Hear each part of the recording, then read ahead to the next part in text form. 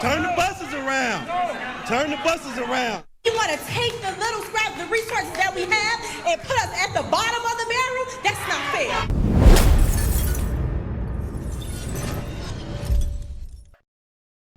Now, tension in Chicago is getting out of control as Illinois warns to prepare for up to 25 buses of migrants a day as state pleads for help from the federal government. And now the good people of the city of Chicago have had enough and said this needs to stop, and these woke policies of open borders and we want to be a sanctuary city needs to end. So before we get started, let's talk about what the hell a sanctuary city is. Here's a quick clip. So broadly speaking, it can be defined as cities, counties, or states with laws dictating how much local jurisdictions can cooperate with federal immigration officials. So there are 11 states that have made themselves sanctuary states and hundreds of cities and counties that have their own range of policies. For example, Chicago, they have a so-called welcoming city ordinance. And that means that they do not ask about immigration status or use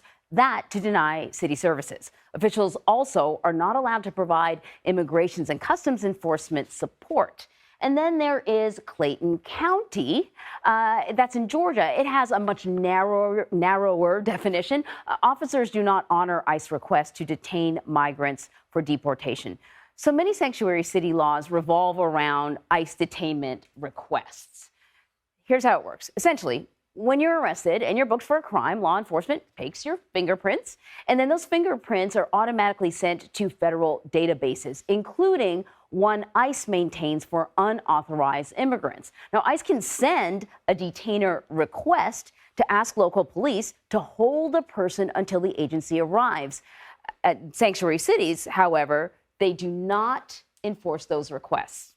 That's the difference. Now, also, if you're an illegal immigrant in the United States, you can get driver's license now in some states. So there are many, many benefits. And in cities like New York, you actually get city services and benefits even if you are here illegally. Here is the mayor of Chicago at the time, Lori Lightfoot, who's not mayor anymore. But this is how deep places like Chicago went, where even if ICE were doing raids to deport illegal immigrants, the city would do stuff to stop that process. Check it out. Lori Lightfoot rolling out Chicago's support of immigrants and refugee communities against raids by immigration and customs enforcement. The Chicago Police Department are not going to be cooperating with ICE. That means we've cut off their access to our databases. They're not going to be facilitating or otherwise providing any assistance in any raids, whether it's traffic stops, whether it's additional support.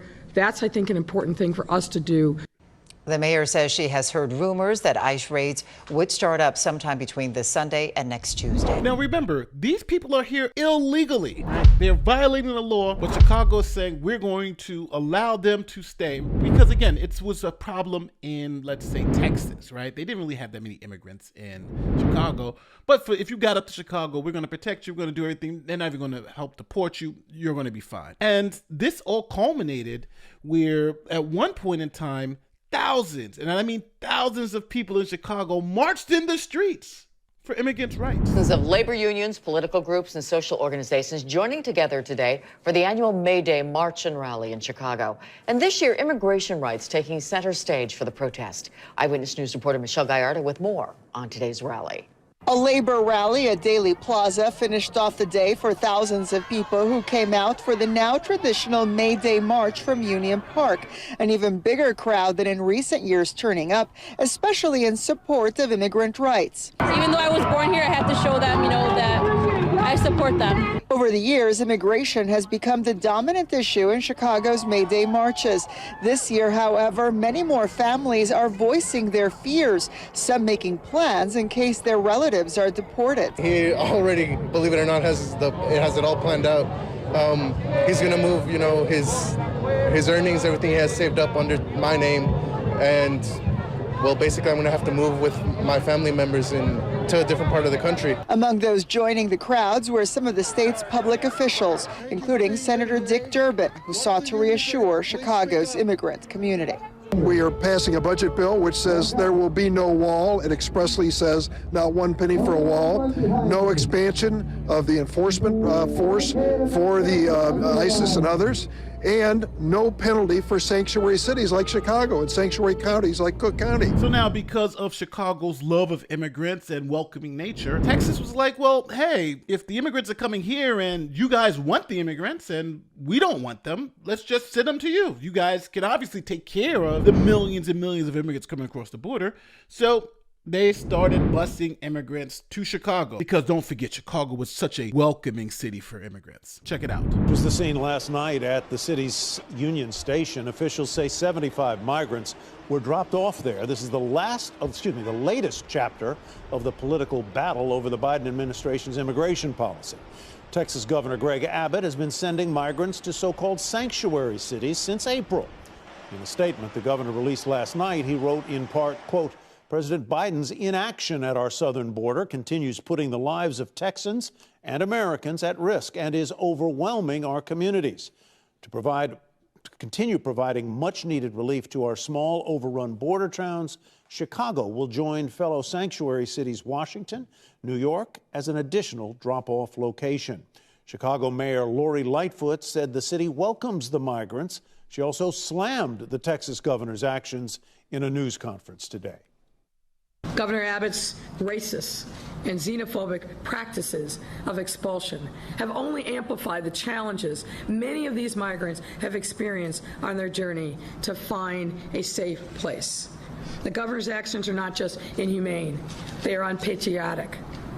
This cannot be who we are as Americans. Now, after welcoming immigrants and being open and a sanctuary city, guess what's going on in Chicago now? Well, it's turned into a quote-unquote migrant crisis. And now the governor is asking the federal government to step in and stop. We have too many. We have too many. It was okay when it was going on in Texas, but it's going on in Illinois, and we need money, resources, and the border to be closed. We need help. Public letter, the governor directly asked President Biden to intervene in the border busing program that has brought thousands of migrants to Chicago.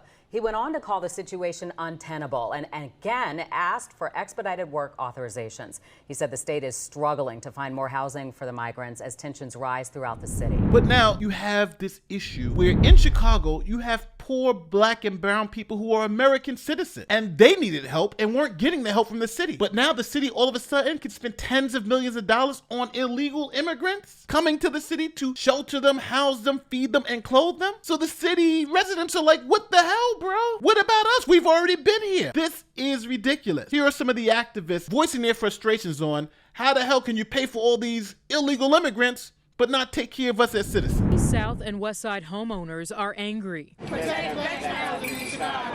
They believe the city has overextended itself and should be putting the tens of millions of dollars earmarked for migrants into Chicago's most vulnerable neighborhoods. But the South Side has been under-resourced, underfunded for years, for decades. We have schools that need to be reopened.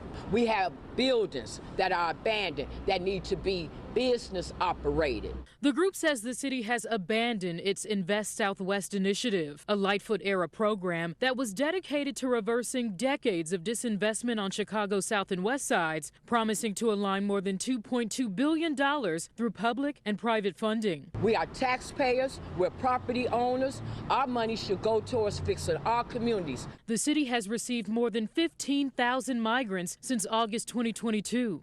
We have no more room. Y'all are embarrassing Chicago as a whole. So the city of Chicago then doubled down and put more money into the illegal immigrants and housing them. So now this has blown up and people are now outraged that, hey, what the hell's going on? How the hell are you paying all this money for migrants and just forgetting about the American citizens who are paying the taxes who are here? This is outrageous. Listen to what some of the members of the community are saying now about welcoming migrants. Turn the buses around. Turn the buses around. You want to take the little scrap, the resources that we have, and put us at the bottom of the barrel? That's not fair.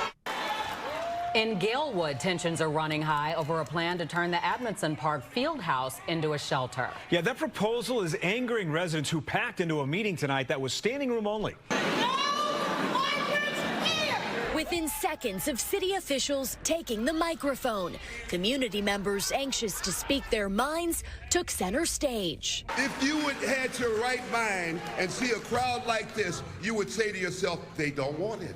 And we're not anti-migrants, but it shouldn't be on our backs. Still unclear when approximately 200 migrants might be moving in. 29th Ward Alderman Chris Taliaferro, who says he is strongly opposed to the plan, tried to settle tensions. A lot of these young boys, they don't have fathers. So a lot of these coaches, they are their fathers. They spend part of their weekend here alone during the week. That keeps them a safe place. It gives them mentorship. It shows them discipline. Hours before the meeting, neighbors held a protest outside, blasting the plan. We ain't having that, no. You want to tell us what to do in our park? You cannot do that. We pay our money. Some calling for more transparency from the 5th floor. And what I want to say is to Mayor Brandon Johnson, we are disappointed in you. This is the community that supported you. How dare you? They are big mad in Chicago. So the mayor is under fire. The buses keep coming. What the hell do you do? I'm going to keep an eye on this situation because it is exploding. And I just have to say this. I'm all for people coming here legally. I'm all for people who need asylum to come to the United States. But we have to do this in a rational way. Because I'm gonna show you something. The governor of Illinois, he even made mention that it was unfair to allow millions of people to come across the border in Texas and just stay there. So he even realized that what was going on before was unfair and that reasonable border policy needs to be put in place. Listen to this clip. Communication between staff on my end and staff for the governor of Texas.